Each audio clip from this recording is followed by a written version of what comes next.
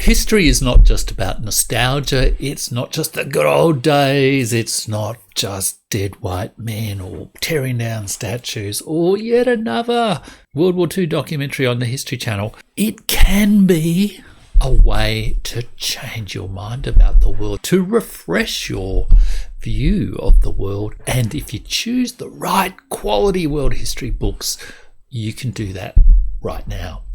I'm going to talk to you about 5 quality world history books that I read in 2023 that changed my mind about the world today and might change your mind in 2024. Peter Frankopan's The Earth Transformed, An Untold History is a brilliant account of the world's environmental climactic history, the way in which the physical, natural, but also human-shaped environment has changed from the dawn of time, literally billions of years ago, to today. It is a fantastic book. That's a remarkable achievement to take so much time and so much complex science, which is not a subject I'm terribly familiar with, and present it in a highly readable, coherent story. The way it changed my mind was I always felt uneasy about how the world's climate was changing, but felt very uncertain about, given my poor scientific knowledge, all the debates, all the issues, and I couldn't fit it into a coherent story that was connected to my own knowledge of history. But that's exactly what Peter Frankopan does in this book. It is a fantastic book for anyone interested or concerned about how planet Earth is going with the environment, how the human impact on planet Earth might be risking planet Earth. This is a fantastic book to read. Highly recommend it for you in 2024. John Darwin's Unlocking the World, Port Cities and Globalization in the Age of Steam, 1830 to 1930, might seem an obscure book. Steam, port cities.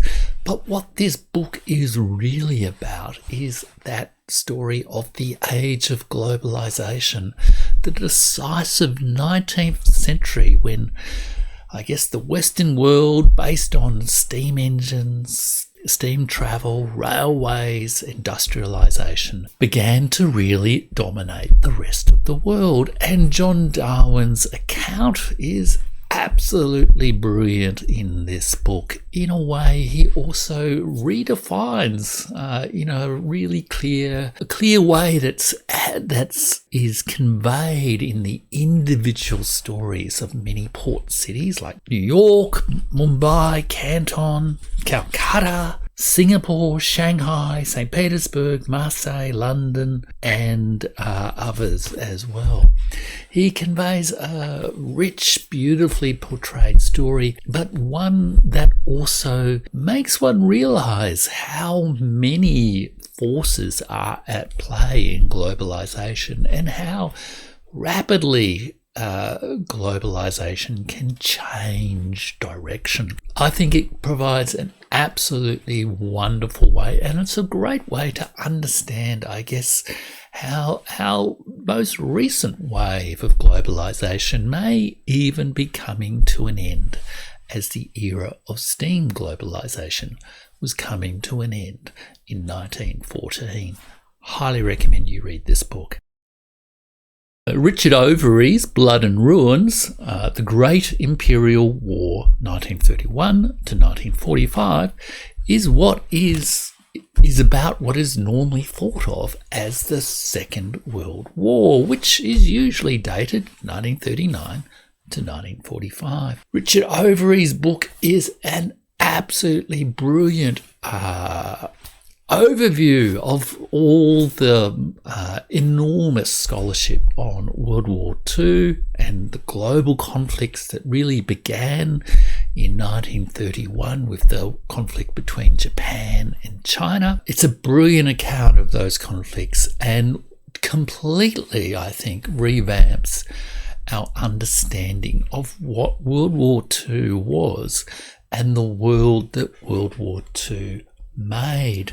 Today, lots of people talk about the institutions of the post-1945 world, and you cannot really understand what that world of today is, the legacy of the post-1945 era, how it works today, unless you fully understand the importance of World War II, or as Richard Overy calls it, the Great Imperial War. In many ways, World War II is, in our culture, in our sort of mythology, the war of the ancients in modern culture, and it defines many of our myths about nations and war and peace and the nature of international relations.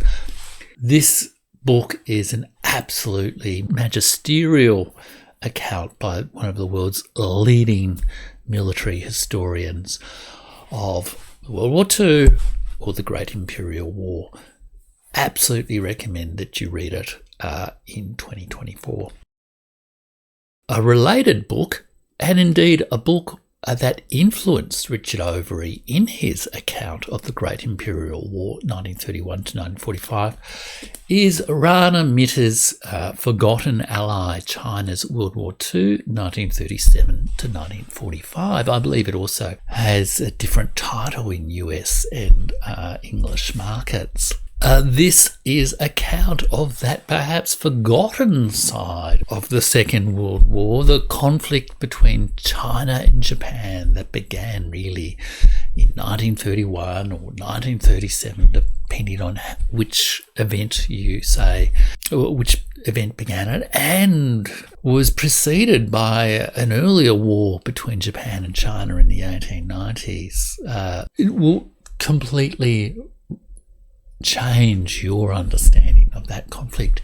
10 million Chinese people died in World War II, and we so often forget about that in, I guess, the Anglo-American or the Western world. And it is important to understand it because that war has shaped, I guess, modern memory in China. It's shaped the situation in Taiwan. It's shaped modern memory in Japan as well, and it is crucial to understand the current context of world affairs today. This book changed my mind, my perspective on World War II. It primed me to really understand Richard Overy's book, his broader book on reinterpreting the Great Imperial War of 1931 to 1945, and I totally recommend that you read this book, and indeed Rana Mitter's more recent version of the book or related topic in 2024.